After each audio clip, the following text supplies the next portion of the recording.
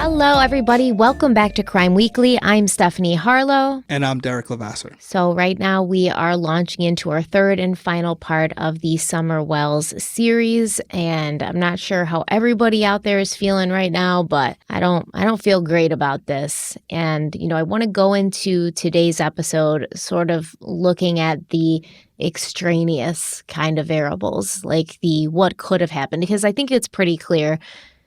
Besides Derrick and I feeling instinctually that probably Summer's parents know more than they're saying. I think we can say that safely, that we feel like there's something going on there that we don't know about, and there's pieces that are missing, and there's connections that aren't happening. And it's not really as simple and cut and dry as, Candace and Don Wells have made it seem to be. I think we can all agree on that. So we're going to kind of look outside of that box today and see, is it possible that Summer was abducted by some random stranger? Is it possible she wandered off? Is it possible that something happened besides her parents being directly involved? Even though I will say one of the theories that I'm talking about today, when I explore this theory, it still to me leads back to probability being somebody in her family knows something more than they're saying. So I don't know. How are you feeling about this? Well, whenever we talk about a child, it always sucks because it's like we know at the end of this episode tonight there's not going to be the resolution that we all want. But I do agree with you as far as there's some culpability there. We're unaware of how significant it is, but there's something there. And it could be as simple as, let's say we believe that Summer was abducted. Well, that still means that the parents, or at least Candace, is not telling us everything that went on that day because, according to her, Summer was only out of her sight for a couple minutes. Whether that's intentionally misleading us or just a lack of, a sense of time, something doesn't add up based on what she's told us so far, which is why this case is so troubling. And I was reading a bunch of the comments, and there's so many things that were said, but a couple things that were brought up by a few of you were the brothers. I know the brothers were pretty young. I think the oldest at the time, you can correct me if I'm wrong, but I think was 12. 12, yeah. So that's not that young. I mean, that's like sixth grade. I still remember a lot of things that happened to me in sixth grade. So I would really like to see what those interviews were like, because I'm under the impression that the 12-year-old had nothing to do with it. Although I will say some people in the comments said, hey, has anybody looked at the teen boys as well? So I would love to interview them. I would love to interview Candace. There's just something about that day as far as the timeline that we have that leaves a lot to be desired and makes you wonder where the truth really is. Wait, what teen boys? So there were people in the comments who said, listen, it's not unheard of to have a teen boy, playing, rough with their little sister or something. And could there have been an accident where they're playing in the woods or something and they push her or something and her head hits a rock, and now Candace feels this obligation to protect them? Nothing to substantiate that, but I don't say this to cover my ass. It's honestly how I feel. Who am I to rule out anything? I don't know any more than you guys as far as this case is concerned. So for me to sit here and say, when one of you in the comment mentions, well, maybe something happened with the boys and maybe the boys do know more and maybe they were somehow involved with what happened to Summer. Who am I to say you're wrong? No, I get it. That's where I stand on it. So everything's still in play, which also is unnerving with this case because we're not even close to what actually happened to Summer. There still needs to be more information before we can come to any conclusions or at least rule out certain scenarios. So for me, I think it's less likely that something happened with the boys simply because they did bring scent dogs in and they brought cadaver dogs in. And I have to feel like if there had been, even if it had been in the forest or something on that property, if Summer's blood had been there, the dogs would have picked it up and this would have been a very different investigation. As far as we know, that didn't happen. Additionally, those boys, they were taken by CPS, just a couple of months after. So they're not that old. You say teen boys, but I do believe, like you said, the oldest is 12. So that's still, you're not in like the 14, 15 range where you've kind of like honed your lying skills. And I don't think you could get 3 boys to continue this whole lie and this charade for this long, especially once they're out from under the supervision of their parents, who they'd be afraid of, lying about and trying to protect them and things like that. So I think at this point, the authorities probably would have gotten some version of the truth from one of the boys. But You would think. yeah, definitely. I mean, they're young, so they're scared and they're sad about what happened to their sister. You know, at least one of them's going to be. And so you'd think that they'd come clean by now. They're not like adults. They're not worried about going to prison. They're not worried about all the shame and the judgment from the outside world. They're kids. They just want to make sure that, you know, their sister is okay or that people know what happened. They're not going to keep that hidden for that long, I don't think. There's a large group of people out there that think Burke was responsible for John Benet's death. And if that's the case, Burke was young when it happened. He hasn't told anybody. And I you know, something that happened with Chris when they were doing the interview, the whole going down the stair, you know, that little ladder from the main floor to the basement, that looked pretty dangerous to me too. Yes. And I wonder, you know, could it have been a situation where Summer fell and broke her neck, Yes. where you wouldn't have any blood? So there's a lot. That's what I'm saying. There's so many scenarios based on the situation, the environment that Summer was in. I'm talking the dad's previous behavior with his sister, the boys being boys, and Candace not being present, and just there's a lot of things that could have happened. It could be as extreme as there was a homicide that took place on that property by one of the relatives, or it could be an accident, a horrible accident where Candace felt like she could go to jail for this because of her negligence, and they decided to cover it up. Maybe the boys didn't even know that happened. Maybe Candace goes down to the basement and finds Summer. Yeah, that's what I'm leaning more towards. And I think somebody in the comments said when the neighbor heard the scream, they thought it was Candace finding Summer, finding that something had happened to her, finding her hurt or dead, and then Candace screams. And that's why there was such a big disparity in time between when the neighbor heard the scream and when Candace reported Summer missing. And in that scenario, I would say, yes, if Summer fell down that ladder thing into the basement and broke her neck, Candace finds her, screams, the boys aren't going to know exactly what happened. They're going to believe their mom who said, oh, we couldn't find Summer, you know, et cetera, et cetera. Because I'm going to believe a kid any day over an adult in this situation, because adults have things to protect and things to hide, and kids are far more like, you know, upfront and just kind of like earnest when it comes to these things. They have less to protect and less to hide, I think. I had one more question for you before we dive into it, because there was another listener who DM'd me and asked me about it. At the time when Summer went missing, her head was completely shaven, right? It was not completely shaven. It was like, you know, very, very short, cropped cut.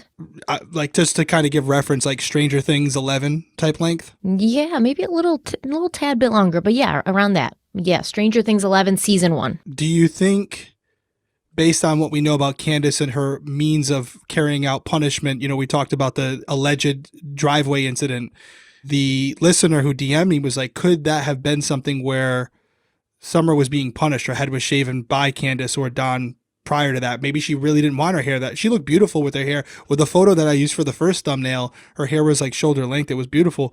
Do you think that could have been an indication of some type of child abuse where they shaved her head as a form of saying, hey, this is what you get for doing whatever she did? So in my opinion, Summer did not want her head shaved like that. We remember that she wanted to be like Elsa. She wanted to be a princess, et cetera, et cetera.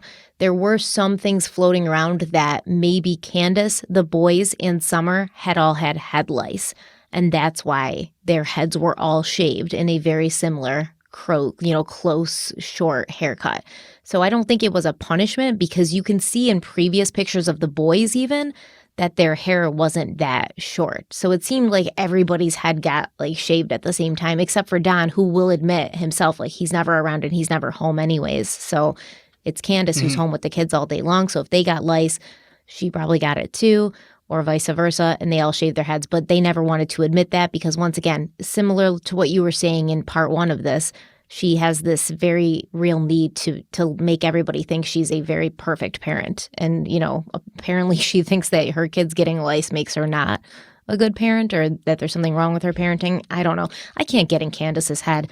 I don't want to. No. Well, that was really it. Moral of the story to what you just said, we can lean a certain way, but everything is, I wish it was down to like 1 or 2 options, but really it could be anything at this point. It really is, because we're going off the narrative that's given to us by a person of interest. So when the person of interest is someone who's given you the information to base your investigation off of, that's tough. Yeah, it's tough. And, I want to point out within the first months of this investigation, even though law enforcement and the TBI didn't have any evidence that Summer had been abducted, as they continued saying over and over again, they still attempted to cover their bases, and this led them to interviewing all known sex offenders in the area where Summer and her family lived. According to this map of registered sex offenders, there were 19 living in the area, and you can see that they're all different colors. The ones notated by red markings, that means they were convicted of an offense against a child. Now, the one that stands out to me, it has an address that's only a 5-minute drive from 110 Ben Hill Road in Rogersville, Tennessee, where Summer lived with her parents and her 3 older brothers. But as far as I can tell, this guy that this red mark notates, he's the only sex offender who even lived in Rogersville. The other ones kind of lived in surrounding areas. I personally don't think there is much to the theory that Summer was targeted by some local sex offender, at least not one who's on the registry. As I said, law enforcement did interview the ones they knew about, and I'm sure that those interviews included getting and proving an alibi. And once again, even after talking to these sex offenders, they continued to say that there was no evidence she had been abducted. So I can't imagine that any one of these people didn't have an alibi. And the police would kind of overlook that, There's that. And then there's also, these are the people who have been identified. There's also individuals who have either not been caught or it could be a first-time offense. But I'm with you as well. I mean, the way the property's laid out, it's tough to think this could have been a premeditated act. The only world where I see it being the case is if for some reason, which we haven't been able to figure out why, Summer would have went to the main road on her own without being lured out there. Because again, that would require someone to go onto the property without being observed at any point or in time, which is very unlikely. So if we're gonna go down the rabbit hole of Summer was taken, we also have to have an explanation as to why Summer would walk up that driveway by herself or walk through that wooded area that we kind of went through last week, the dog trail there, out to that road for whatever reason. We'd have to be able to explain that first. And we took a shot at it with a couple ideas as to why she might have done that, but they're all very, very unlikely and kind of unreasonable, but not impossible, I guess, if I'm qualifying here. Okay, so check it out. If we're going with the random pedophile, nefarious person snatches Summer, for me, there's one of 2 scenarios. It's either a person who knows the family, is friendly with the family, has been to the house before, has had Summer in their sights, has developed an infatuation with her, has camped outside her house waiting for their perfect moment for God knows how long. Or if we're going to say, well, she may have wandered off and made it to the road herself and somebody picked her up, well, we're going to have to assume she's gotten onto the road and now she's been on the road for an extended period of time, because what are the odds that she just walks down the hill, steps out onto the road, and then a pedophile's driving by and they're like, oh, well, my lucky day. Here's a little girl right here as soon as I'm driving by. She would have had to have been on that road walking for long enough where somebody, some motorist, some passerby would have said, oh yeah, I saw Summer walking down the road, or I saw a little blonde girl walking down the road and I thought that was odd, but now that I heard there's one missing, and none of that's happened. So it either has to be someone the family knows that they're protecting and they're not talking about, who raised red flags possibly, or she got to the road and was walking and not one person saw her before a pedophile or a nefarious person was the first person who saw her. That neither of those scenarios sounds very likely to me. And this is why I think there's a lot of people out there who think the parents did it, not just because of what the parents have said or not said, but just because of what you just laid out, which it's very hard to believe that all those things took place. And not a single witness saw Summer walking on that road and then we still have to go back to, why would Summer just start walking down this road by herself for no apparent reason when she had just told her mother allegedly that she was going inside to play with her brothers? Why would she immediately go down into the basement and then out the side door down to the main road without telling anyone? So it's a tough pill to swallow, and I think that's why when people go after the parents, I don't think everyone's just saying, oh, you know what? Lack of any other people of interest, it's got to be the parents. No, there's a lot more to it other than the initial stuff. So I don't have any rebuttal. I agree with everything you said. Yeah, as a parent, I don't want to automatically think it's the parents. These are the last people that I want it to be. So when I'm really leaning in that direction, it's not because I'm a hater or because it's like, oh, you suck, Candace and Don. It's like, I just don't know what else to think at this point. But we're going to go to a quick break because the next section here is going to have me heated, and I'm going to need to prepare myself for that. So we'll be right back.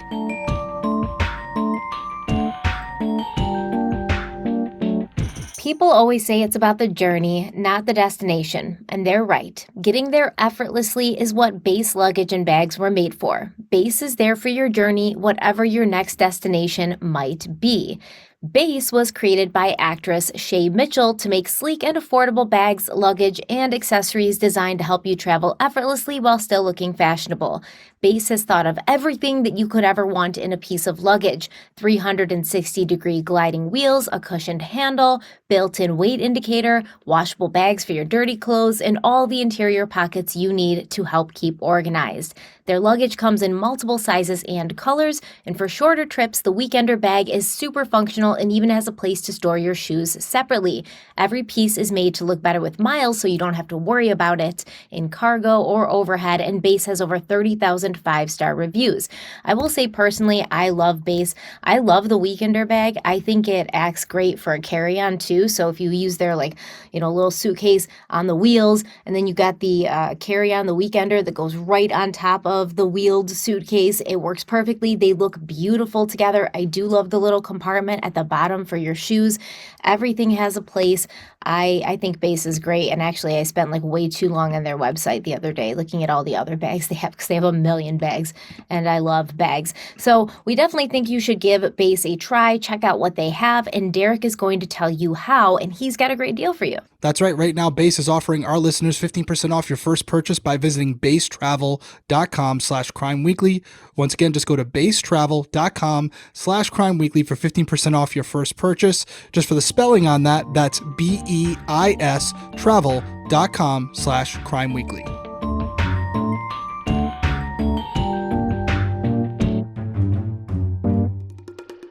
Okay, so we're back. I want to talk about what Don believes happened to Summer. Don Wells believes that his daughter was taken by human traffickers after they became aware of her on social media. And I'm going to bring forward some statistics in today's episode because we're going to be talking about the probability of certain scenarios.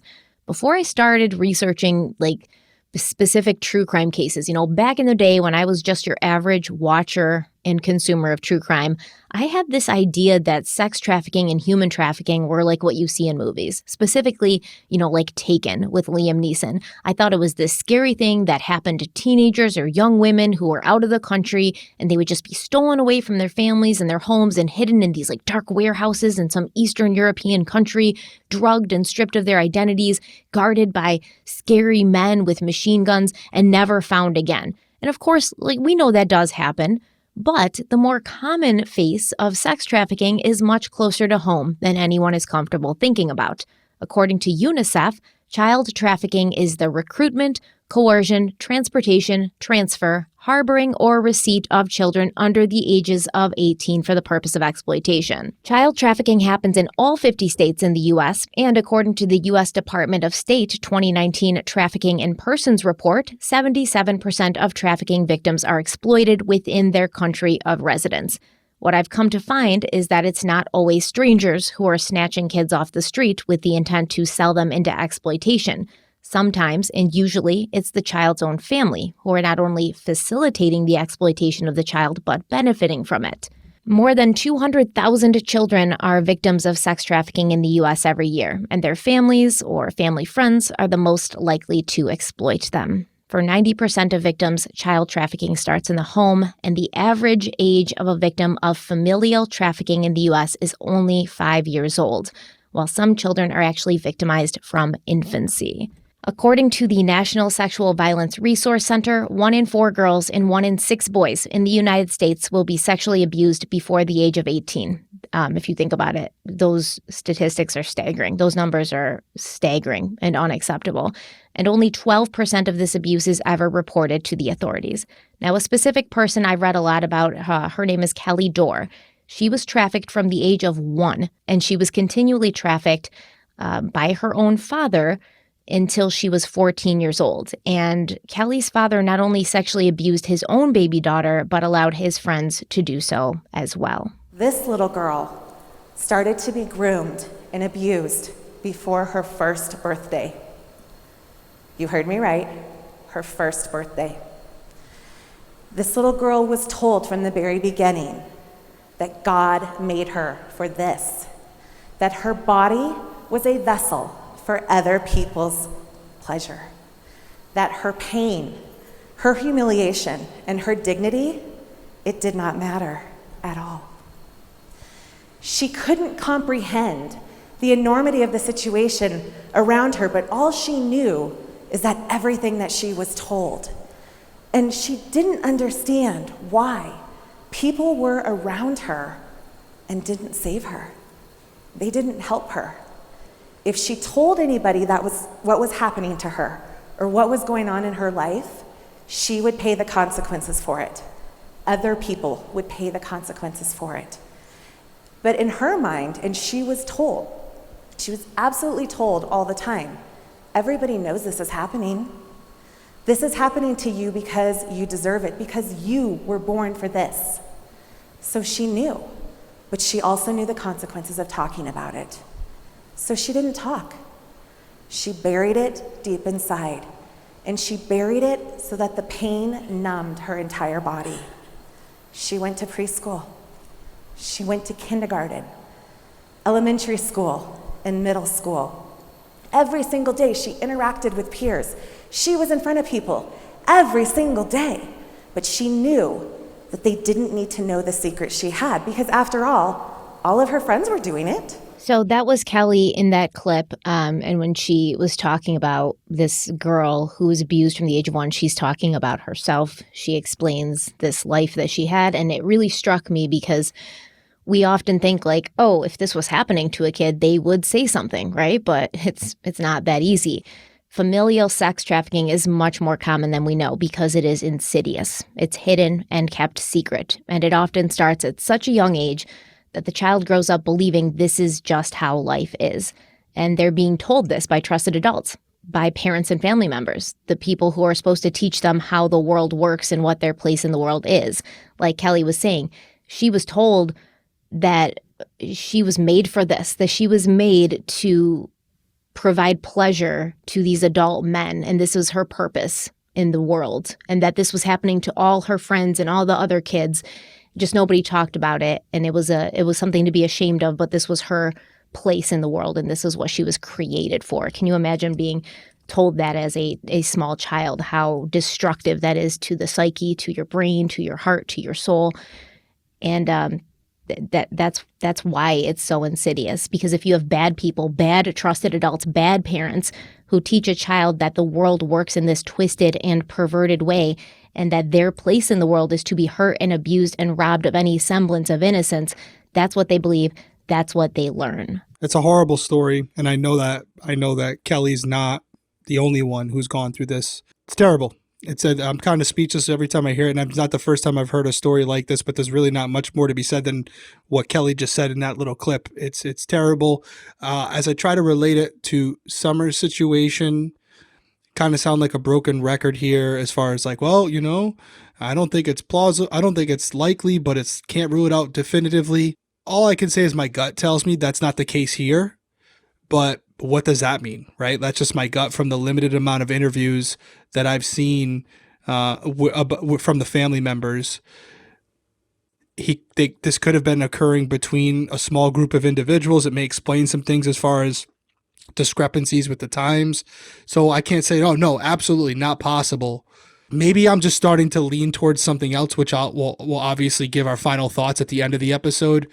But I don't think that's what was happening here, although who am I to say for sure it wasn't? Well, let's turn our attention to specifically Tennessee and narrow the field of vision for a minute. Good morning. Well, the last year, the TBI Human Trafficking Unit, take a look at this, conducted 13 undercover operations, including several in East Tennessee. More than 130 people were arrested. On average, 85 minors are trafficked in the state every single month.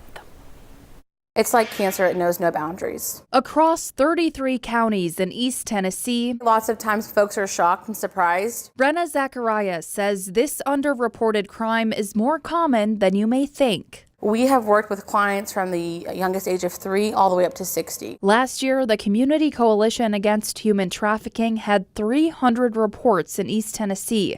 This year, they already have 85 and predict more are on the way.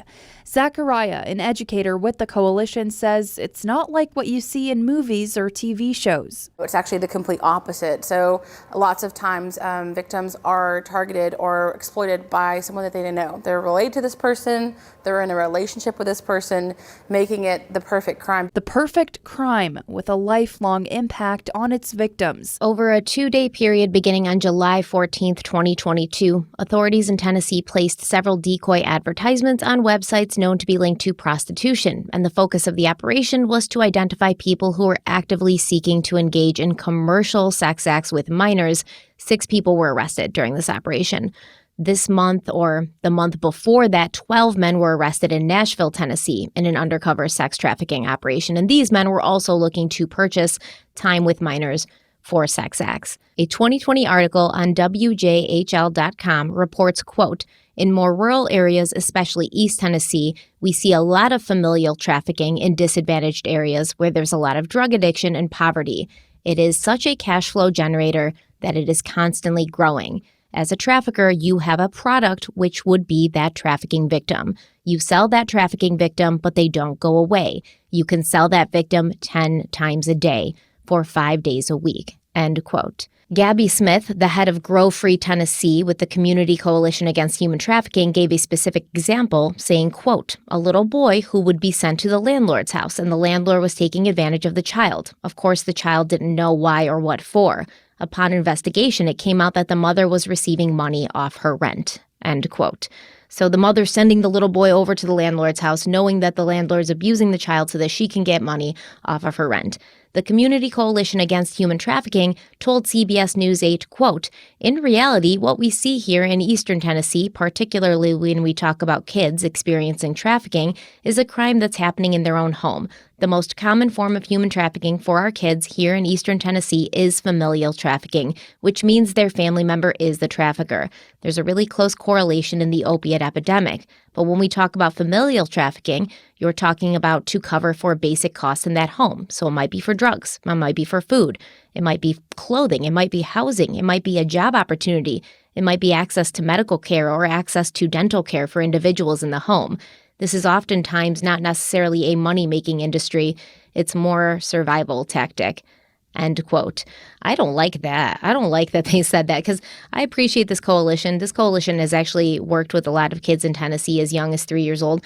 But that last statement, it kind of makes it feel like they're like making it seem not as bad as it is. You know, like, yeah, they're doing this, but they're doing it to survive. Like, they're selling their own kids to sexual predators so that they can, you know, get dental care for the family. Like, that's gross. I don't like that at all. I'm glad you don't like that. You shouldn't.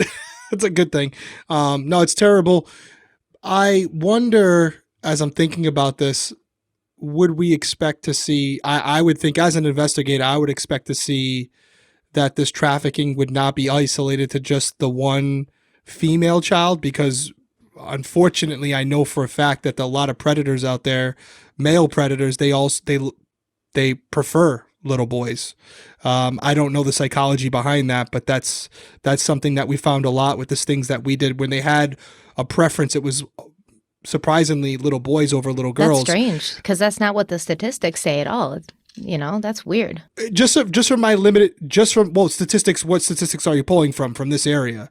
So we're talking, is that national statistics? Yeah, national human trafficking statistics say that it's like, I forget, we said them earlier in the episode, but like one in 3 girls and 1 in 6 boys. But no, just in the and we didn't have a lot of it, but I do, and we would never. It was always like Craigslist when that was a thing.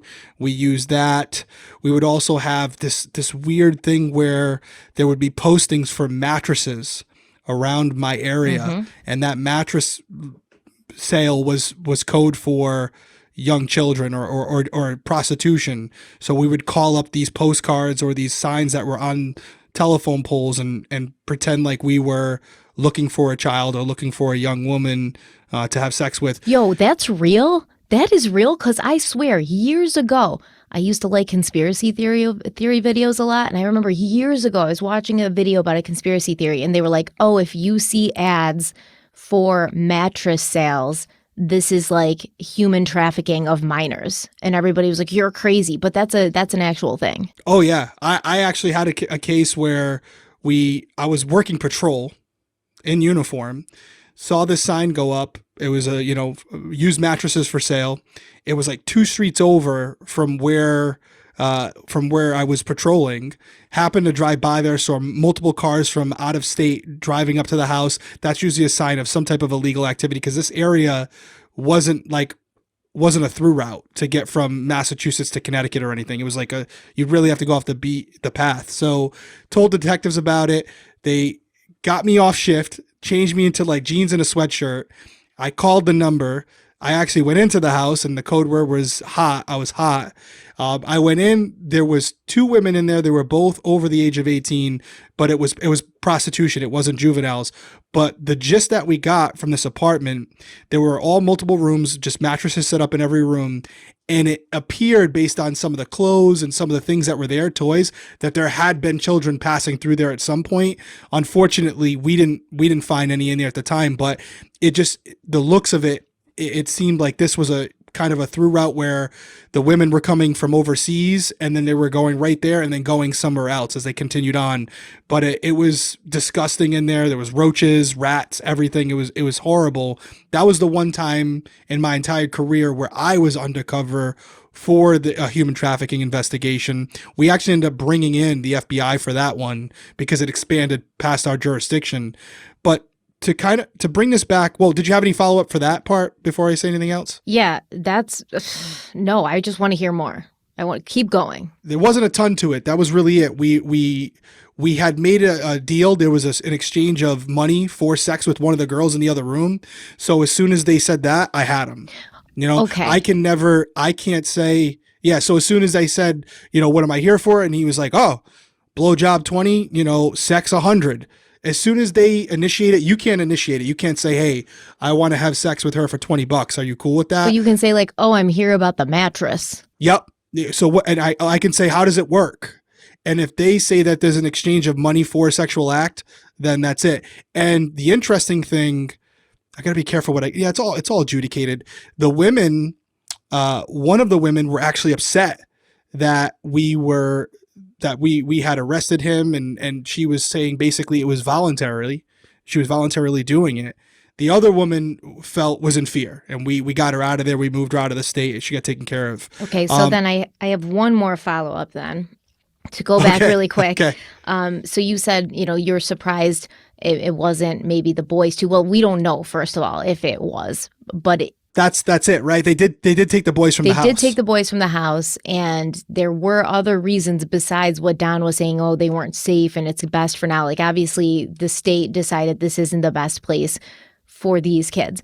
But I will say, like, there's a lot of talk, and you'll hear in these interviews, because Summer was 5. Okay, I have a 5-year-old daughter.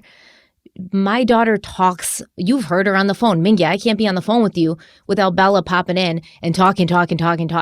She talks quite a bit. Summer was not very verbal, actually. She wasn't really talking at a place where a 5-year-old should be talking. So you'll hear Don say like, oh yeah, we were thinking about putting her in like classes, or she was, saying some things. Like she would say, Daddy, bring me candy when I would leave for work sometimes. But Summer didn't seem to be talking at the level that a typical average 5-year-old would be talking at. And that could be for a lot of reasons. It could be a lack of education, a lack of, nurturing that language at home, because I don't know if she was in preschool or anything like that.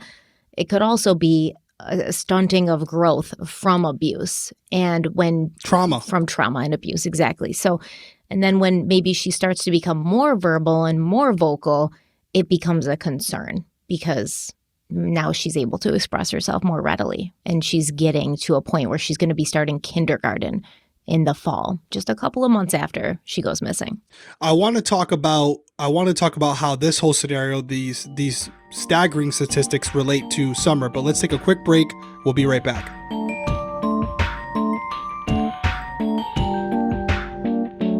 With HelloFresh, you get farm-fresh, pre-portioned ingredients and seasonal recipes delivered right to your doorstep. You can skip trips to the grocery store and count on HelloFresh to make home cooking easy, fun, and affordable, and that's why it's America's #1 meal kit. So summer's on its way out and fall's on its way in, and everything about summer and fall, they're different, but they're both busy. And you don't want to spend a lot of time in either season cooking or in the kitchen.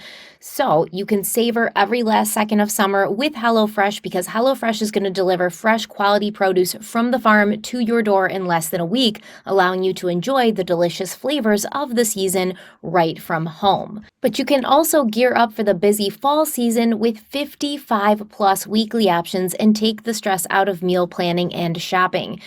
From family-friendly and fit and wholesome and even veggie, HelloFresh has tasty and nutritious meals that are sure to please everybody. So I personally do love HelloFresh. I've been using it for years. I forget what I was talking about too the other day, but I started using HelloFresh early on in the pandemic because there was nothing ever in the stores and I was all stressed out. It was like an apocalypse situation where it was like you didn't want to go to the store. And if you did go to the store, there was things you couldn't buy anyways. And, I had kids and I was like, well, I'm going to make sure that we have food here. So I signed up for HelloFresh, but I kept HelloFresh simply because of how convenient it was and how good the recipes and the finished product really ended up turning out. Over 90% of the ingredients that HelloFresh sends you are sourced directly from farmers, and it's very, very difficult to actually screw up a HelloFresh recipe because they send you everything that you need pre-portioned to exactly the amounts that you need for each recipe, and they send you the recipe step by step with pictures and everything. Like, you cannot mess it up. And in the end, what you have is a very, very good meal that everyone in the family is going to like, even your kids. And HelloFresh is a more sustainable way to eat. HelloFresh is the first carbon neutral meal kit, offsetting 100% of carbon emissions. And as a result, HelloFresh's carbon footprint is 25% lower than store-bought grocery-made meals. And by skipping the grocery store and using HelloFresh, you're reducing your food waste by at least 25%. Personally, for me, I think it's way more. I'm probably reducing my food waste by 50% because I always buy more than I need, but that's just me.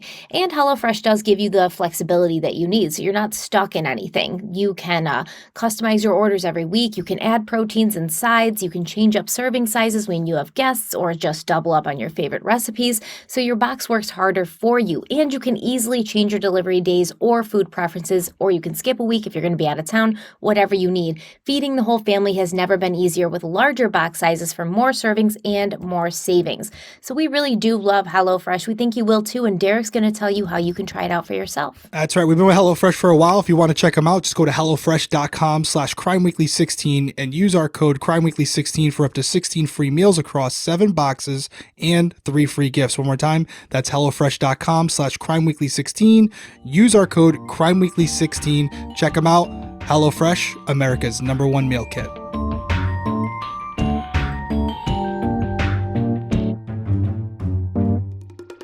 All right, so we're back from break. Before, we were talking about just the statistics that Stephanie was laying out, both national and local statistics, really troubling numbers.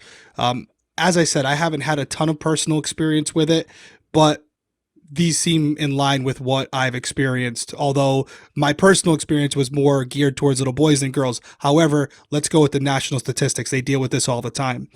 So as it relates to what we're talking about tonight, is it fair to say that the hypothetical scenario here would be, let's say Summer was being trafficked, that this was a situation where they were allowing whoever to take her for an extended period of time, or they were dropping her off, something went wrong where this person never brought her back, or during the incident she was killed? What are people saying? that are really connected to this. So do you remember that video I played for you? I think it was last episode, and it was a picture of Summer dancing in the rain, and she was dancing in front of like a barrel, and the barrel had a for sale sign on it. And this video was posted on Candace's social media. And some people think, much like your mattress, advertisements, that this was a way to signal to the group of pedophiles who were in the area, who knew where to find certain things and what tags to follow, that this child was up for sale. And yes, I guess what I was trying to illustrate here is that, in my opinion, and the statistics, it's far more likely that if Summer was taken for the purposes of human trafficking, like Don Wells says and insists that she was taken and human trafficked, the trafficking, I feel like it would have had to have been done at the hands of someone she knew, and less likely than someone who just saw her on Facebook like innocently and then found out where she lived, which is kind of what, Don's saying. Like, somebody found Summer on like her mom's Facebook, somebody who didn't know her, which I don't know how that's going to happen either, but somebody who didn't know the family just saw Summer on social media. It's not like Candace Bly was an Instagram influencer and all these random strangers are just flocking to her profile. But Don thinks somebody saw Summer on social media, found out where they lived, and then snatched her. That doesn't seem very likely to me, but it feels more likely that if Summer was sex trafficked, as Don Wells insists, it was at the hands of someone she knew. And some people have speculated whether Summer was being sold to different people for the purposes of sex. Something happened with one of these people, with either the person taking her and just not ever bringing her back, or the person killing her and not bringing her back. And if that did happen, what could Candace and Don possibly have told the police? Like, oh, well, actually, we sold our 5-year-old daughter to a random guy on the internet who wanted to rape her and he didn't bring her back, or he accidentally or purposely killed her. So, sorry, I hope that helps your investigation. Like, if Summer had been scheduled to meet with one of these sick people the afternoon she went missing, that would explain why, people reported seeing a red truck nearby and the driver of that red truck's never come forward and admitted to having been there. If the driver and the truck never returned, Summer's parents couldn't very well be honest about what had happened. But they could be honest enough to insist that she'd been abducted, she might have been taken by a sex trafficker, and they were 1,000,000% sure she was no longer in the area. That's kind of what the general belief on this whole trafficking thing is, if her parents are involved. I don't consider Don or Candace to be scholars, and I feel like that psychological game that you're talking about there, I just don't think they're smart enough to do it. Like, if they were involved in any way, shape, or form in some type of trafficking scheme, I think they would stay as far away from that scenario as possible because they don't want to draw an attention to it. That's just my opinion. Wait, you think they'd stay away from the trafficking scheme? Yeah. No, it's not a trafficking do. scheme. So I know you say like you have limited experience, but this happens to be one of the things that like I'm obsessed with because it bothers me so much, and I want to know everything about it in case anybody I know is like involved or a kid I know is involved. I want to know everything to look out for. For years, I've looked into this. This is very common in low income, low education areas because they are desperate for money or they're addicted to drugs or alcohol, and they do this stuff to their own kids. This is more common amongst the exact population that we're talking about than any other population, is what I guess I'm trying to say. Specifically, traffickers target these types of people because they know you're desperate, you'll do anything, including like giving me your child for an hour or a night. All the cases I've looked at that involve young children like this, and there's hundreds. There's enough that you could talk about them for weeks. It all includes these people who are contacting the parents, offering money, offering drugs, things like that in return, specifically, and the parents are like, oh, okay. So it's not like these are brain scientists? What am I trying to say here? Surgeons? Brain surgeons. It's like, I'm not a brain surgeon right now and I'm trying to explain this, but it's not like you have to be a brain surgeon you're not involved in the sex trafficking scheme. You're just a cog in it. You're giving something away and receiving something in return. It does not take intelligence. It's very, very common. Maybe I explained myself wrong. I appreciate the explanation. That's not what I was saying at all. What I was saying was, I don't think they're smart enough to suggest to law enforcement what actually happened. So what I was saying was, if they were involved in a trafficking scheme, which, like you just laid out, could be carried out by someone else other than them, I don't think they're smart enough to actually suggest that their daughter was the victim of something they know she was actually the victim of. You think that's smart? You think that's smart to Yeah. do? Well, I just don't think they think like that. I don't think they would be adamant about the fact that she was trafficked. I think they're coming from a place of, we feel she was abducted and then sold to someone or sold off to the people. I don't think that they would bring that up. I think if that was the case, they would stay as far away from it as possible. I think it would be smart to stay far away from it, but right. Then they're not smart people. Or if they really did, if someone came forward and said, hey, I have a proposition for you, we want to take Summer for a few hours. If they really did care about her and they knew who this person was and they had a number for it, well, then you got to bite the bullet and tell law enforcement what actually happened. You got to say, hey, listen, we know she was abducted because of this. This is why we're so adamant about it. We had someone make a proposition to us. You said Candace is doing the very most to downplay every tiny thing that might make it look like she's not a great mother. Don't you think this would be a very big thing to downplay? They're not going to bite the bullet. They're not going to come right out. What choice do they have but to lie? And you're the one that always says the best liars integrate a grain of truth. Don't you think Don Wells, somebody who's been molesting children since he was 12 years old, is going to develop like this very intricate way of lying and figuring out how to get himself out of trouble? And he literally admitted. he literally admitted to molesting come on. He admitted to it. He's like, oh. What he admitted to is a portion of what he actually did, though, right? Kind of like what he's admitting to here now is we know she's been involved in trafficking now is kind of a portion of what he actually knows. It just doesn't seem right for a parent to say, like, we 1,000,000% believe our 5-year-old daughter has been sex trafficked. Like, that's crazy to me that it would even occur to you unless you know something. I don't know. Like, there's just something about it to me that feels icky and wrong, and it doesn't vibe with me. I can see that. I can see that. I don't know. For me personally, I don't think it's any secret. I don't think this is a likely scenario. I don't. Even though the statistics are there, and we're almost near the end. We're a little bit more than halfway through. I have an opinion on what I think could have went down. It's not this, but it's just that. It's just an opinion, just based on my intuition from listening to this, to what we've talked about so far. So I really don't know if it's this either, right?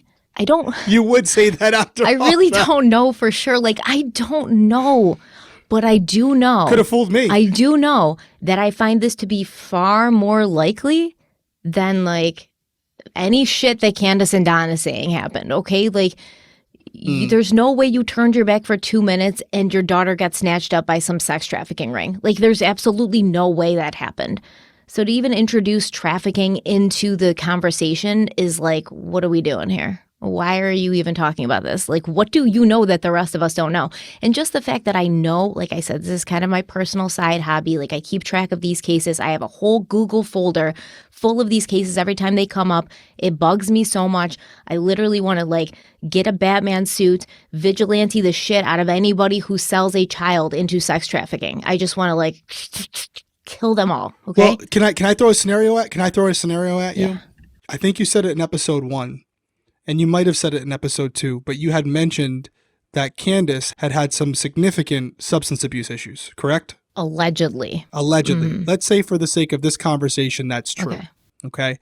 If she had been around this type of environment where she was going to the places where this type of activity was taking place, specifically methamphetamine, she might have witnessed this type of trafficking going on in the exchange for narcotics before she had children and after. So for her to think that her daughter could now be a victim of something similar, maybe that's where she's coming from. Maybe that's where Don's coming from, where they know it's very, very prevalent in their area, where there's this ring that's going on where children are being taken all the time and used for these purposes.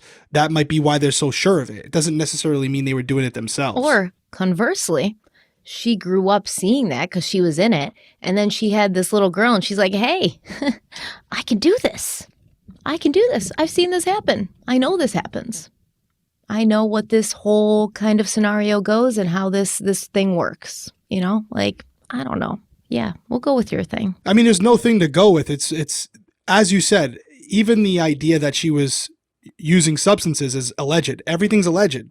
So we're coming up with there's a lot of speculation based on things that we haven't been able to substantiate. So it's a slippery slope when you're trying to find something concrete, because a lot of the building blocks that we're using to kind of create this structure is based on alleged scenarios and speculation. So it's tough. It's tough for anybody unless you're the actual investigator who has information to prove or disprove something we're saying. For example, if there was some type of trafficking going on, you would expect to see some type of digital evidence, whether it's by phone, by Facebook, whatever, some type of messages, whether they're in code or not. A lot of the times when we had human traffickers and drug dealers, instead of sending text messages, they would send photos, because at the time you'd have to need a different warrant for that. And they would send photos with, children, or they would send photos with directions or instructions, etc. They would be able to get warrants for all of that. They would have enough probable cause to get warrants for the parents' phones. So if they had found something that was incriminating, I'm sure either it would have leaked or we would have heard about it, because it would have been an arrest by now. So the fact that it doesn't appear on the surface that there was any digital evidence to suggest there was some validity to this scenario, I'm just going under the assumption that there wasn't. But then again, it could be because they just haven't released anything yet. Yeah, I think that, I think they do have something, and that's why they're so quiet about it. And that's why they keep saying, like, everything's an option. Nobody's been ruled out yet. They haven't come out even this far, over a year in, to say, like, the parents are ruled out as suspects. They are not persons of interest. We have cleared them completely. We've looked at every single freaking phone, tablet, computer they have. There's nothing here. Like, leave them alone. They have not done that, even with the intense, scrutiny from the public. So a normal law enforcement agency with the crazy frenzy that this case has caused, I think if they had nothing on the parents, they would have come out and been like, dude, we got nothing on the parents. Chill out. Look elsewhere. We have nothing on the parents. They have not done this. They have all their phone records. So it could be something as simple as a Facebook message where a guy's like, oh, hey, I saw you have a barrel for sale. And Candace is like, yeah, come to my address. Here's the address. And then the police go to them and say, oh, what's up with this guy who asked you? Oh, yeah, he just wanted to see if he could buy this thing, and he came to the house, but he left, and that was it. And there's nothing more to it. So I don't know. There's a million things that could happen, but I definitely think they got something on the parents that they haven't released because they're trying to build a case. And if they didn't, I think they definitely would have come out by now and given us some kind of concrete statement of leave these people alone, because we've completely cleared them. So I just want to play you a quick clip where Don's being asked, what do you think happened and things like that. And he's kind of probed a little bit about, well, do you think Candace could have done something? And then he's asked, what are the possibilities? And he keeps going back to that one possibility, which is Summer was snatched into sex trafficking. We talked to him on the edge of his property where Summer disappeared. What do you think happened? What does your heart tell you? Well, I know in my heart and in my mind she was abducted. Someone snuck up there when we weren't exactly paying attention, and we don't know if they come in the basement and grabbed her, or if she stepped outside the basement and was walking to her swing or something. You can see the Wells house up through the trees on the hill right here. And what the family thinks happened is that someone took Summer, brought her down this steep embankment to possibly a car that was waiting in the roadway. And right now, detectives say they are looking for a red or maroon pickup truck that may have been in the area around the time that Summer Wells went missing. But even the sheriff today said they have no confirmation that the truck was actually there. They're not even for sure it is definitely connected. Questions have come up about what Candace might know. Could she have gotten herself into a situation where it wasn't her fault, but... No. You know what I mean? No. She's a good mother. She loves her children. She's not going to allow any situation like that. The biggest mistake she might have made is maybe choosing some wrong friends, which is, it happens. But other than that, no way. Do you think any of those wrong friends could have something to do with it? We don't know. I know you all have had some ups and downs in your past with alcohol and drugs. Do you think one of those people that came around could have? No, we can't go there. The sheriff says the Wells are cooperating, but that there's no evidence at this point that Summer was kidnapped or abducted. Is it possible that Summer's parents, Candace and Dawn, had something to do with this, or have you ruled that out? We haven't ruled anything out. Everything's possible. See what I'm saying, though? I feel like if he'd been like, oh, is there any chance they did this? And the police were really kind of like not going down that path, they would have been like, we haven't ruled anything out yet, but they've been cooperative. Their alibis have checked out. Like, as far as we can tell, blah, blah, blah. Like, they kind of would have expounded. This dude's just like, anything's on the table. Like, he's not giving us anything to go on. So it's very odd. And you heard Don mention those, like, what did he say, wrong friends that Candace may have made. It may have been the wrong friends. And then the reporter says, do you think it could have been them? And he said, oh, we don't know. It's just very strange. For the law enforcement officer, it could be as simple as they just don't have any exculpatory evidence. Nothing to say definitively they couldn't have conducted the crime. And the worst thing he could do without exculpatory evidence is say they 100% weren't involved. And then something comes out where they were, and now him and his agency look like a bunch of idiots. So unless they have something definitively that they can say there's no physical way they were involved, they're never going to say that. Just for the sake of everything is still on the table. All options are still open. And to be fair, the last person to be seen with Summer, according to them, is Candace. So how can they say there's no way she could be involved when, by her own words, her own statement, she was the last person to see her alive, maybe other than the children?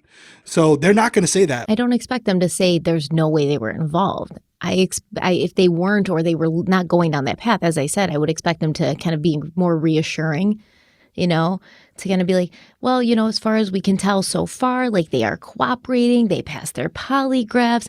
You've seen that happen in other cases where the police don't want you to jump all over the parents because they know more than you do, and they kind of know that's not the way they're going right now. So they kind of don't want the public to be focusing on the parents. They want them to be out there looking at other options and not like attacking these people who have lost their child. Yeah, I mean, it could be just his approach. He seems like a really kind of dry guy. Yeah, straightforward. Yeah, every organization is different how they handle these types of things. Some will come out and be a little bit more vocal.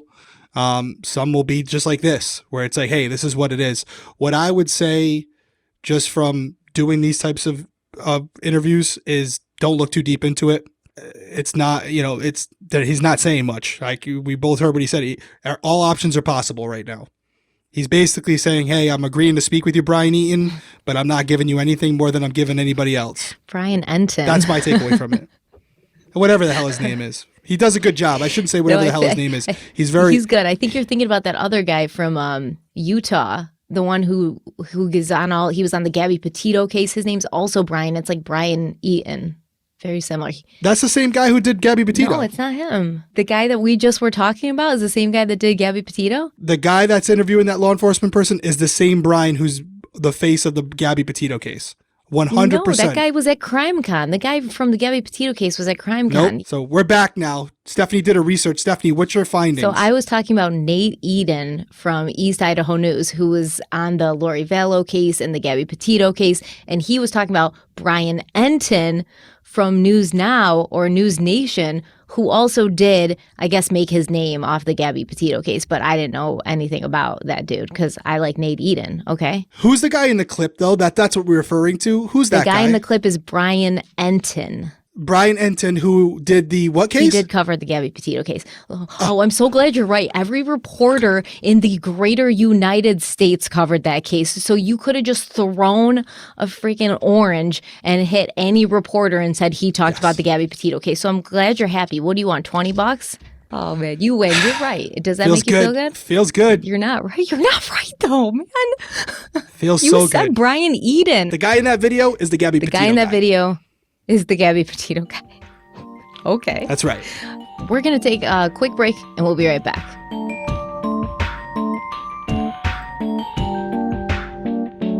It was a night like any other. We ate some dinner, chatted for a bit about school and work. Everything seemed normal. Then suddenly I was gone. But they didn't need to worry.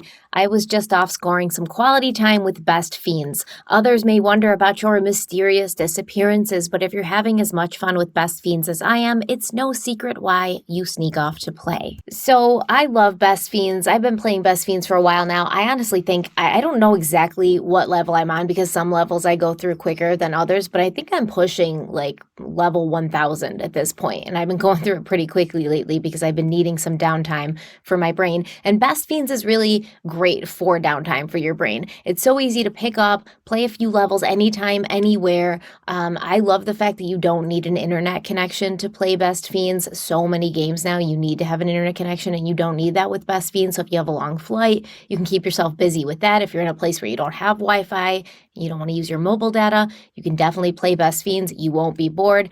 And, you really do get in the zone, and you go through level after level after level. And I don't have any strategies that I'm willing to share because I've developed some over the course of my game playing, and I don't want to give anything away. But I definitely suggest that you try to get onto Best Fiends and check it out for yourself, because Best Fiends is a free to download mobile puzzle game. They have thousands of exciting levels for new adventures and challenges every time you play. It's really a match 3 game. I love match 3 games. They're so fun. But there's dozens of unique fiends to collect, so you can customize your team of fiends and defeat menacing slugs, or you can power up your favorite fiends to new levels for even more powerful skills and watch them transform as they get stronger. Brand new events and challenges pop up all year round, so you've always got a chance to earn exclusive in-game items, characters, and rewards. If you follow them on their Facebook page, they're always telling you about that stuff, so I definitely suggest if you get into the game like I am, you check them out and follow them on Facebook. So I love Best Fiends. I think it's a lot of fun to play. I like that it's a casual mobile puzzle game. I really can't put it down. They have over 100 million downloads right now, so obviously I'm not the only one who thinks it's awesome, and Derrick's going to tell you guys how you can check it out for yourself. Download your new favorite getaway, Best Fiends, for free today on the App Store or Google Play. You'll even get $5 worth of in-game rewards when you reach level 5. That's friends without the R, Best Fiends.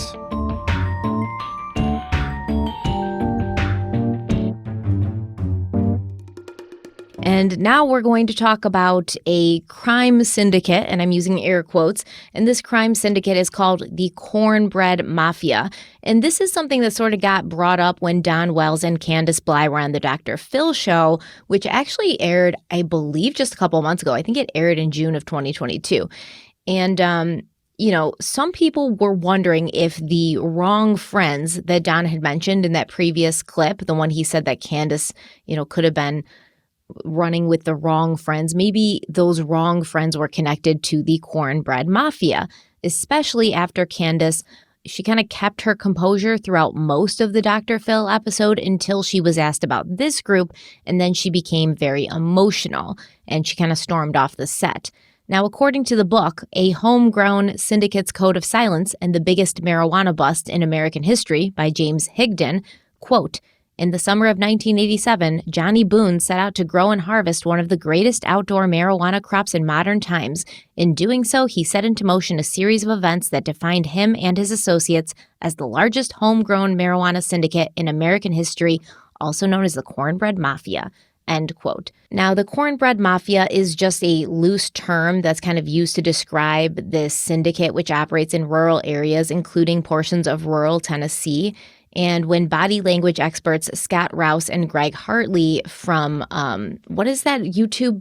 What is the Behavior Panel? Do you know the Behavior Panel? No, a lot of people mention them in our comments. Okay, so it's like Greg and Scott. They're with 2 other guys on the Behavior Panel, and they watch like videos and they kind of break it down. And they're body language experts. They're supposed to be like, some of the best around.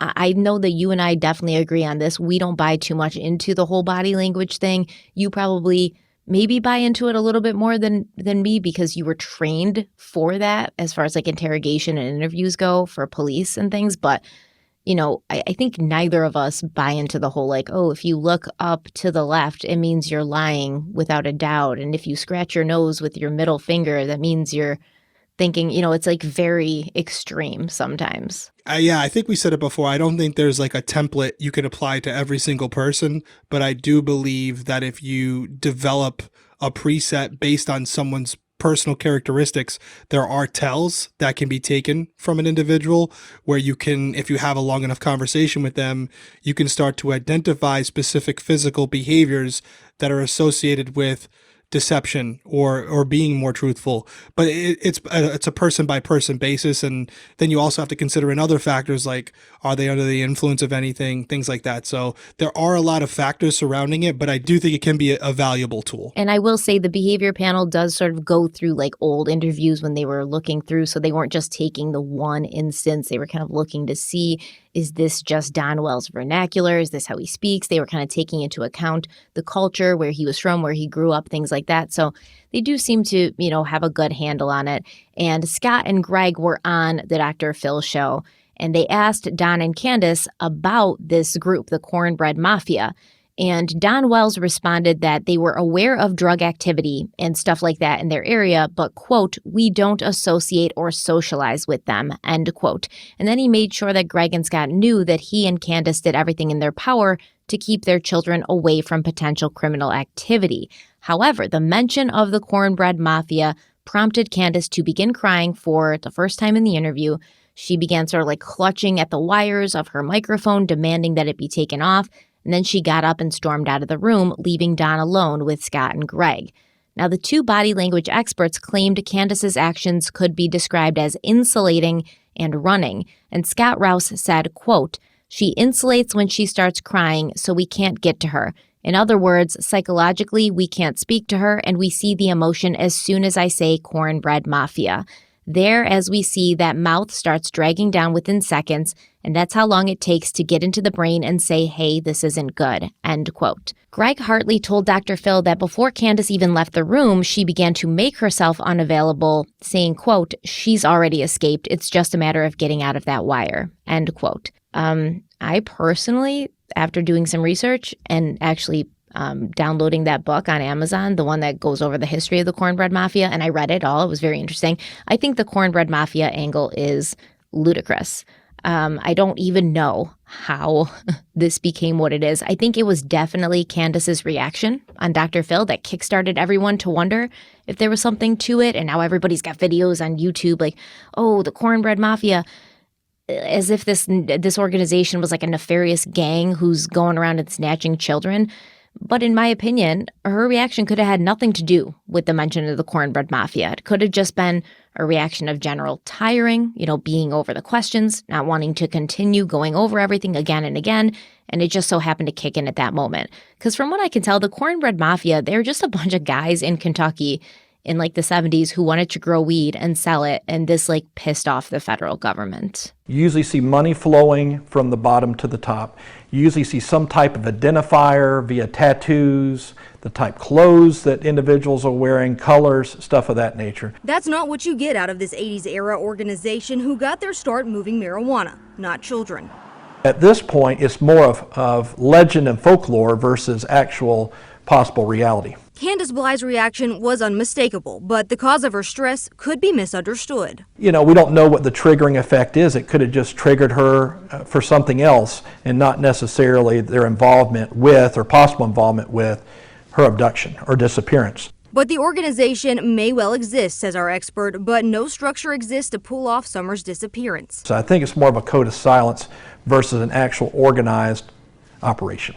And it does look as if the Cornbread Mafia operations, they did stretch far out of Kentucky, even overseas. And there definitely was a code of silence back in the 80s when they came on law enforcement's radar. There were 70 people arrested between 1987 and 1989 in relation to the Cornbread Mafia, and 0 of them agreed to testify against the others in exchange for immunity or a lighter sentence, which is what they say is like a better record than the Sicilian Mafia, who are known to close ranks. Like nobody in the Cornbread Mafia talked and turned against anyone else, which is probably why they are still allowed to sort of go around today and not really be on anyone's radar. But they're definitely not kidnapping children. There's no evidence that they've even ever harmed anybody. They just grow weed and sell it.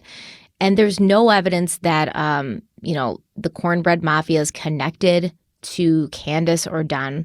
There's no evidence that these people would graduate from selling weed to kidnapping 5-year-olds just for the hell of it. And overall, these body language experts, they believe that Don Wells and Candace have nothing to do with whatever happened to Summer. even if there were some red flags presented by Candace. We really didn't have a problem with Don. He seemed like he was being honest. It went ahead and solidified our thoughts on him having nothing to do with it whatsoever. Didn't know anything about it. The experience on Dr. Phil, not all glitz and glamour for the parents of the missing 5-year-old. We got in there. She got a little upset with some parts of it. She was got a little emotional. Particularly Summer's mother. There were red flags we saw with Candace where it just took a little bit too long to answer some questions, and some questions just didn't sound like we got the right answer for them. Which doesn't mean anything, doesn't mean that she's guilty or innocent or anything. It just, we just saw some things and heard some things that made us question the validity of her answers. So on the Dr. Phil show, Dr. Phil says to Candace and Don, quote, "Statistics tell us that when children are abducted or molested or in any way victimized, it's very seldom by strangers. It's a friend of the family, a family member. It's somebody that has access to the family. Do you have any idea, any concept of anybody who would have had knowledge of your property, how to get down that road, how to do anything like that? And I'm not asking you to name somebody here, but is there anybody who comes to mind that might have seen Summer or targeted her in some way?" End quote. Don Wells responds, "Not that we know of," and he says they've been thinking about it constantly. And then Dr. Phil asked Candace if there was anyone who made her uncomfortable, the way they looked at Summer or how they acted around Summer. And Candace says, "No one that I'm aware of." But that was not what Don Wells told the behavior panel a few months prior to this interview, where he suggests that maybe a man he had fired just the day before Summer went missing could have been responsible. And this specific person had been to their property before, and Candace, she had not liked the way this guy behaved around Summer. Previous to the day someone come up missing, I fired a guy because he was extremely out there. What was he doing? Yeah. He was just out there. What kind of out there? I know you got to be careful. I think meth. Okay. I can't prove it. Did he take that well? No. He was extremely mad. Did he know where you lived? Yes. And have you heard from or seen him since? No.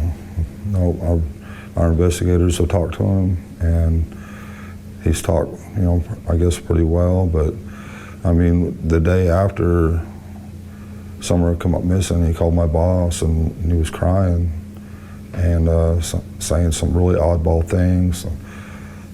My boss has a really good memory, so he remembered every word of it. And, like what was he saying? Like, my kids, let's see, the hills have eyes. I got too close to that family. What was the others? I got too close, and my kids can't see me in the back of a police car again.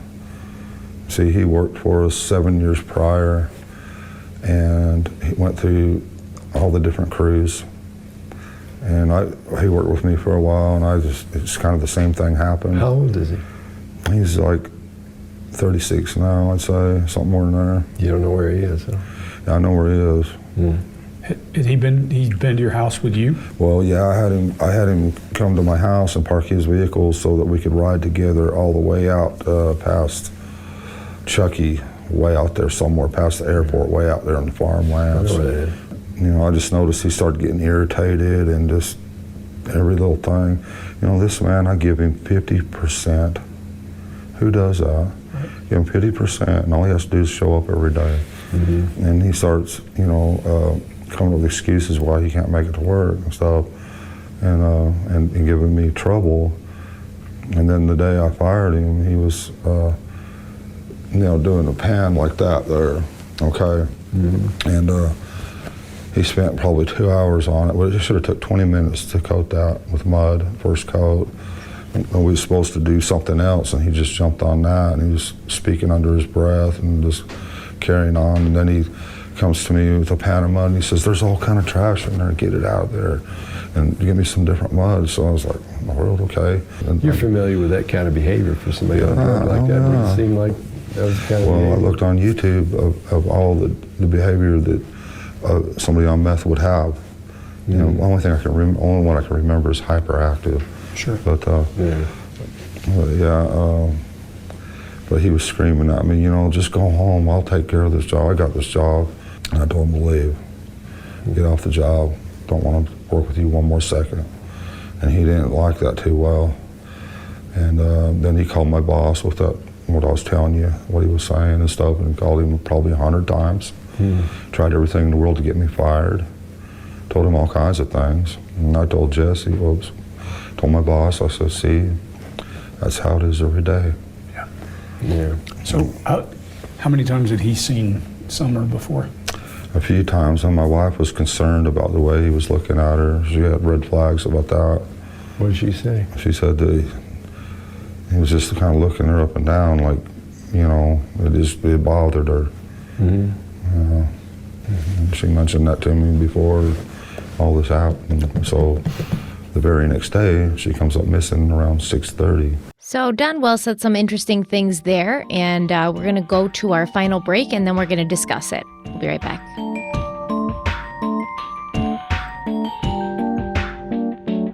Did you know that in the last year, rates of anxiety and depression have doubled in the U.S.? These days, it can take weeks to get a traditional therapy appointment.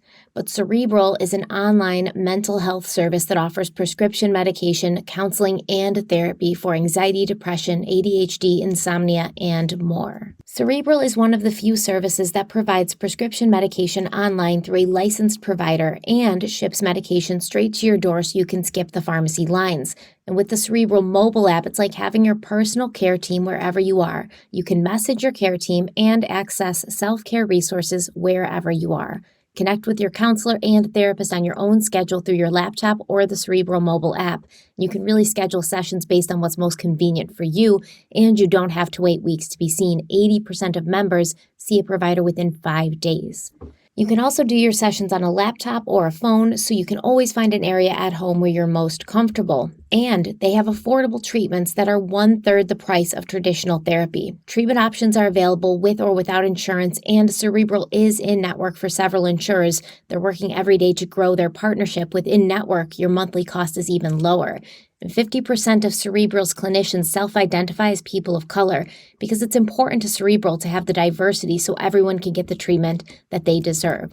We really think that you need to take care of yourself first. Mental health is extremely important, and if you want to check Cerebral out for yourself, Derrick's going to tell you how. For listeners of this program, you can receive 65% off your first month of medication management and care counseling at Cerebral.com/crimeweekly. Just go to Cerebral.com/crimeweekly for up to 65% off your first month. That's just a total of $30 to get started today. Join Cerebral on their mission to make quality mental health care accessible and affordable for all.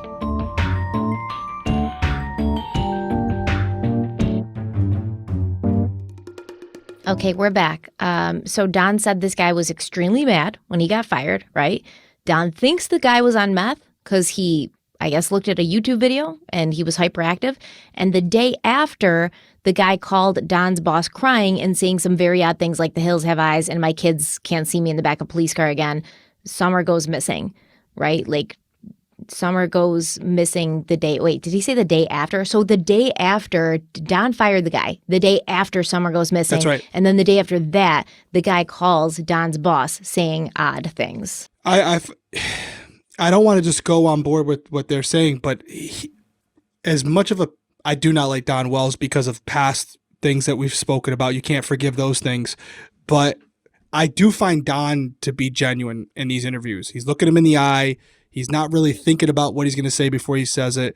It does seem like he's coming from a place where he's doing these interviews in the hope that someone that he's interviewing with is going to help him or give him something that they don't already have. It's like when he's divulging this information about this guy, I get the sense that he's like saying it to them because it's things that he's thought about and he's wondering if there's something he missed or something that he should have picked up on based on what he remembers about the experience with this individual. And I feel like he's talking to these guys and he's pulling from memory and not something he's making up, not something that he's using as a deterrent or like, hey, look over here when the truth is over here. I don't feel like there's an underlying motive behind this topic and anything else that he's kind of discussed. So again, another situation where everyone is a suspect, right? Everyone's on the table until they find out what happened. So yeah, could someone have had an axe to grind with Don or Candace and decided to do something to one of their children? Yeah, I guess that's possible, but I don't think anyone's going to sit here and say, yeah, that's the most likely scenario. So you believe that this guy he fired called Don's boss and was talking about the hills have eyes? I do. And the reason I do is because, and I've said this numerous times in other cases, when you have someone who's given you a story and they start throwing other people into that story that can discredit or validate what they're saying, either they're really dumb or they're telling the truth, because all it takes is one phone call to call Don's boss and ask them, did this happen? And so if they're lying, they're not going to bring other people into their web of lies who don't have an incentive to lie for them. So when he says like, yeah, he called my boss, it almost just seemed like that came off, like, again, from memory, where he's not trying to gain credibility by adding other people. That's just what happened. And he doesn't know if people from the behavior panel or law enforcement are going to watch this interview and call his bluff and call the boss and see if that happens. So it's like I said, it's one of two things, either really, really dumb and a bad liar, or there's some truth to what he's saying. And I would be willing to bet if you called Don's boss, he would have a similar story. Maybe not those exact words like the hills have eyes or whatever, but something along the lines of where this guy wasn't making a lot of sense when he called. Yeah, but we have to understand that the only person who can really, the only entity that can really verify this stupid hills have eyes story are the police, right? And if the police call Don's boss and Don's boss is like, yeah, that never happened, the police aren't going to get on the media and be like, Don lied to the behavior panel on YouTube about his boss saying this guy said the hills have eyes. That's not going to happen. The cops are just going to store it away because it's not enough, right? Not even close enough to arrest him or say he did something nefarious, but it shows he's a liar. And that's not going to be enough to waste their time to, put that out anywhere. So he could very well have completely lied about it and we would never know, and he would know that the police are not going to say anything. I agree. There's no way to know whether he's telling the truth or not. My angle is just, why say it if it's not true? All it's going to do is expose you more to the people you're trying to hide from, which is law enforcement, right? There's no need to add that wrinkle to the story. If it's a fabricated story, just say, he said it to me. He said the hills have eyes to me. Who can substantiate that? Yeah. There's only you and the other person. Yeah. Why add someone else in there where you could end up screwing yourself? It just seems like an unnecessary risk to take if you're trying to create a lie. So that's what I'm going off of, is basically if it's not true, keep it between you and the person you're lying about, and that way they can't confirm or deny anything you're saying. You start adding in bosses and colleagues and friends and family. Hey, listen, that's your funeral. If you want to lie about it, that's going to be the thing that hangs you down the road. Hopefully, if he is involved. I just feel like that's kind of Don's thing. Like, this is what he does. I've not bored you with hours and hours and hours of footage of Don going on every random YouTuber's channel and lives and saying the most ludicrous things and being drunk and just shooting off at the mouth and saying things that literally he will then contradict 5 minutes later. But it just seems to be kind of what he does. And I know that you kind of believe him. I don't believe this dude at all. Like, as far as I can throw him, there's something so oily about him, so manipulative. I think he's far smarter than anybody gives him credit for. I think he's been lying for a long time. I think he's an expert liar. And I think he's just kind of used to it. I think he kind of lives there because, yeah, it did seem like he wasn't making it up on the spot. It did seem like he was recalling from memory. I agree with you. But if he's already come up with this story of what he's going to say, and he's got these elaborate stories already created, it would be like he was recalling from a memory, right? If he's not. Not that I love it. I hate this story, but the fact that when confronted about the child molestation of his sister, when it's basically her word against his, instead of saying that didn't happen, which is 99% of my experience with people like this, he's like, hey man, it did happen, but it's her fault. If I'm the detective in that room, I'm like, thank you. That's, like I said in the last interview, the last episode we did, that's enough to get an arrest warrant because he's admitting it. So he to me, he doesn't seem like that good of a liar, but I think a lot of people in the comments might agree with you.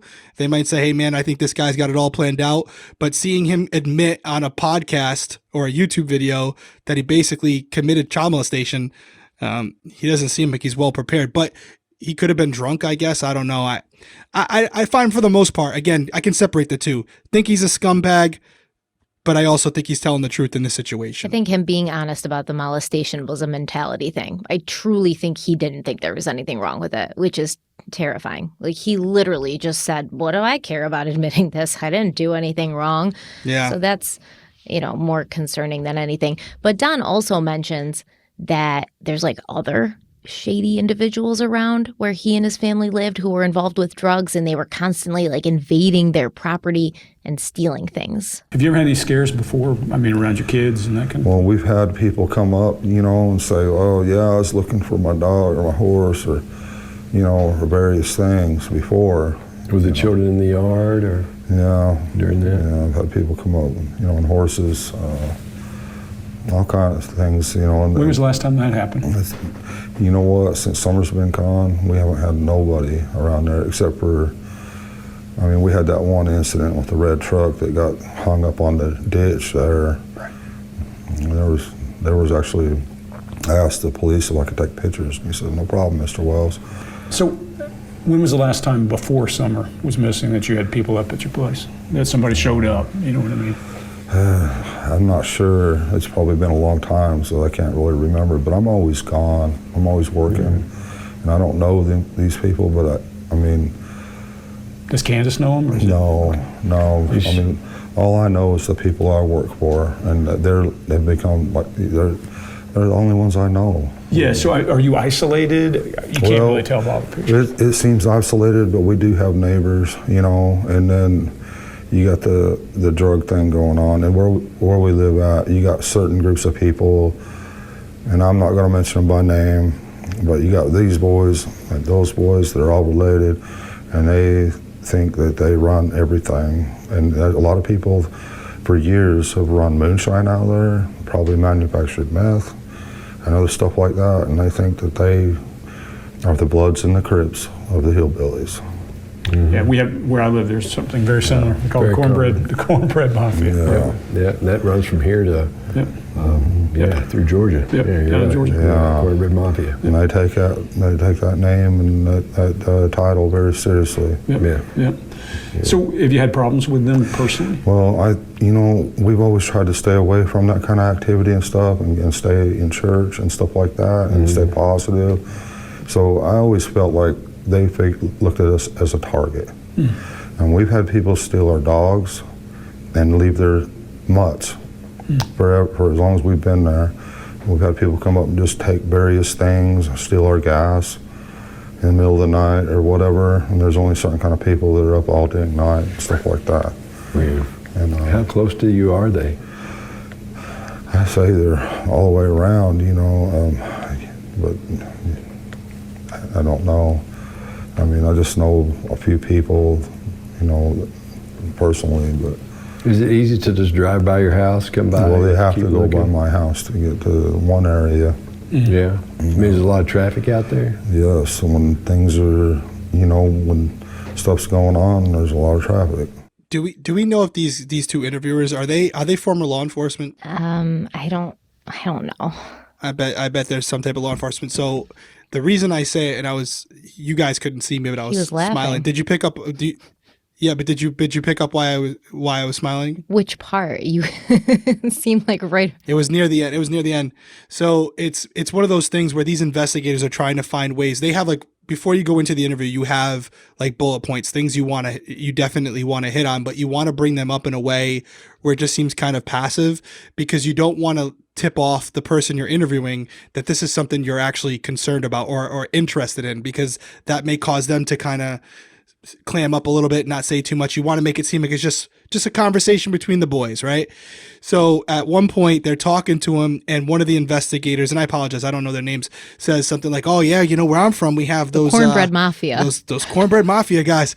He probably has nobody near him that has that, but he's just bringing it up and then if you notice, I think it was them. It was them who had initially brought it up months before to Don, and then Don sort of was like, oh yeah, they take that name seriously. Don's the one that glommed onto it, because the behavior panel has said they know about the Cornbread Mafia. The other one was like, oh, it stretches all the way from like here to Georgia, right? And then Don is just like, yeah, they take that name real seriously. Like he had any idea what they were talking about. He didn't. Yeah, there's something there where I don't know if they had interviewed someone else or saw something online about, like maybe this was going around, but there was a purpose to that comment where it's like they wanted to get that out there, because if you notice, they had like 3 or 4 more questions about the Cornbread Mafia immediately. It wasn't like a passing comment. It was to just transition the conversation to the topic of the Cornbread Mafia. And it might have been just something that during their research, they had saw something where that was like a speculation going on amongst the community members. So they probably thought, whether this is true or not, Don already knew about them, and he was maybe not wanting to bring, because remember, he's like, oh, I don't want to bring certain groups up by name. And they're like, yeah, no, we completely understand. So we have this group where we're from called the Cornbread Mafia. We're going to call them out by name. Yeah. And so you don't have to say it. We don't understand, but we're going to say a name. I hate when people do that in conversation. It's so awkward, by the way. Like when they're trying to get something from you, and then they just kind of like casually bring it up as if that wasn't their whole point to begin with.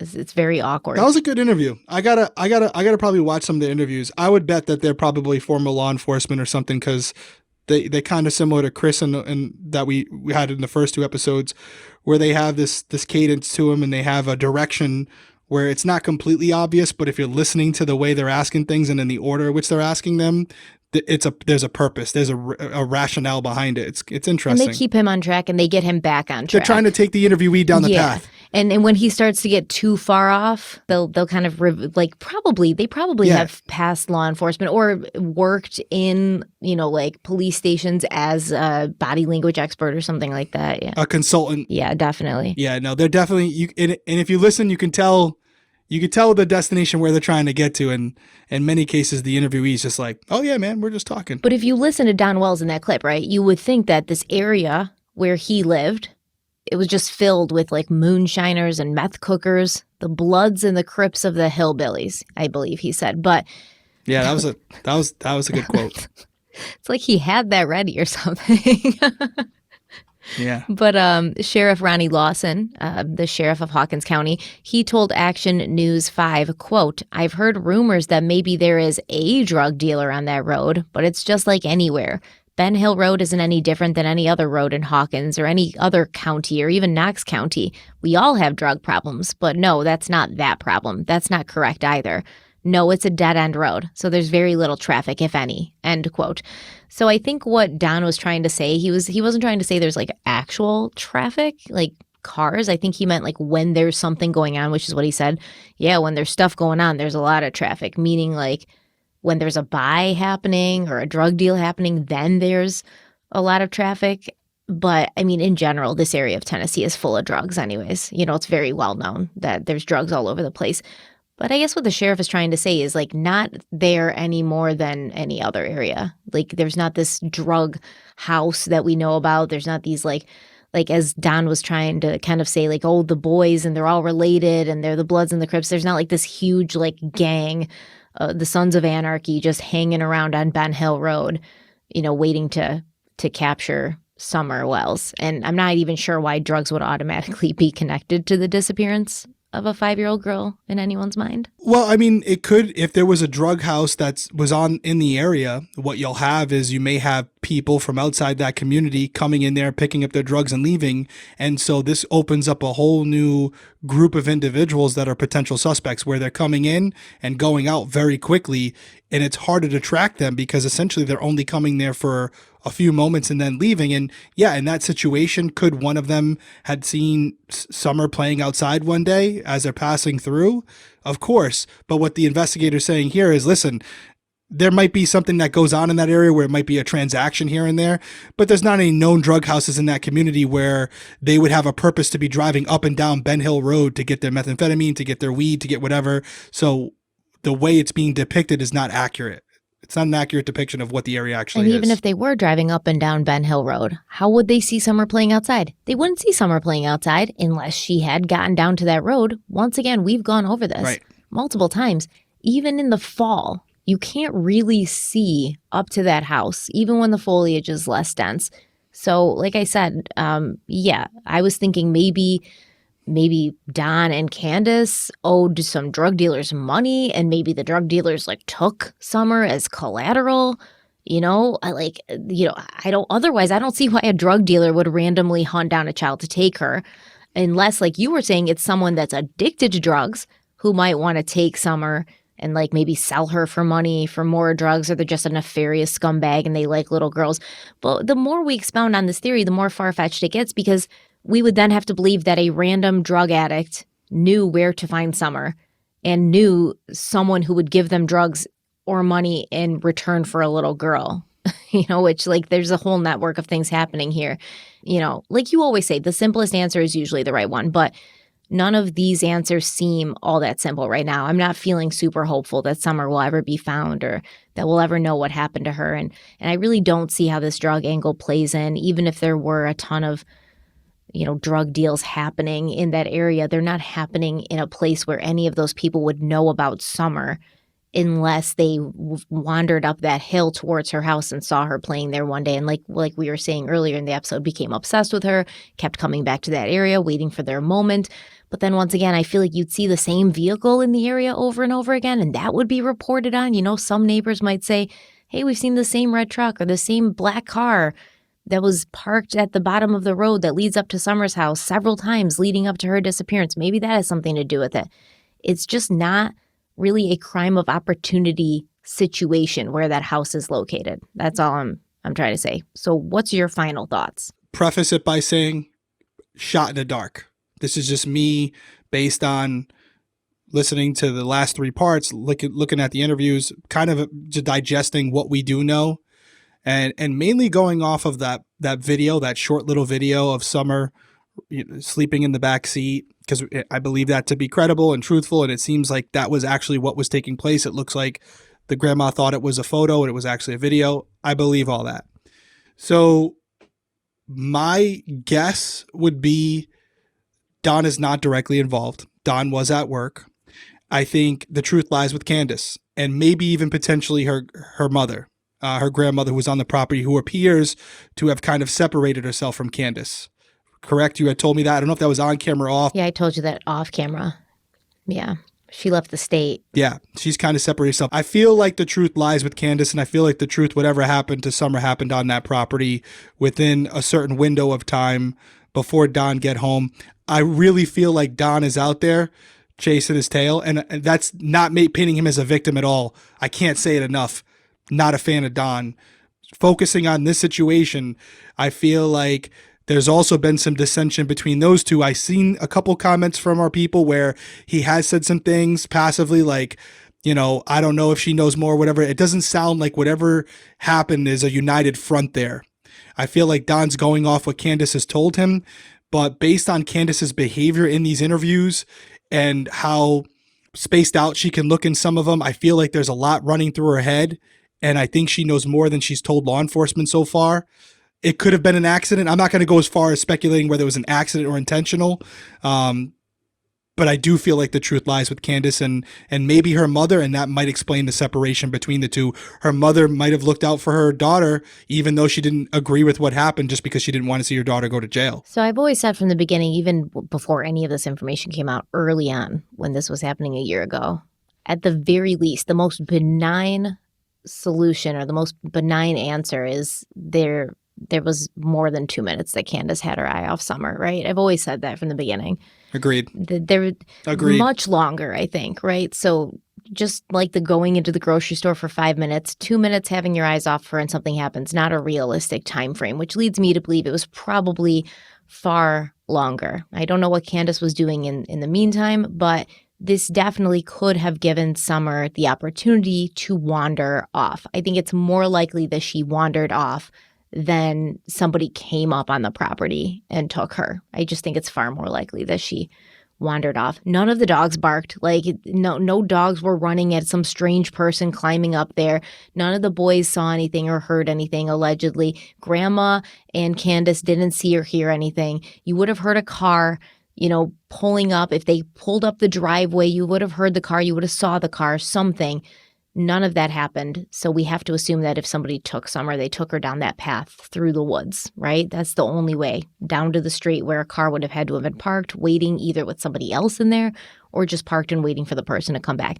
Split second. You didn't hear Summer scream. The police are saying that scream that the neighborhood was unfounded, not connected.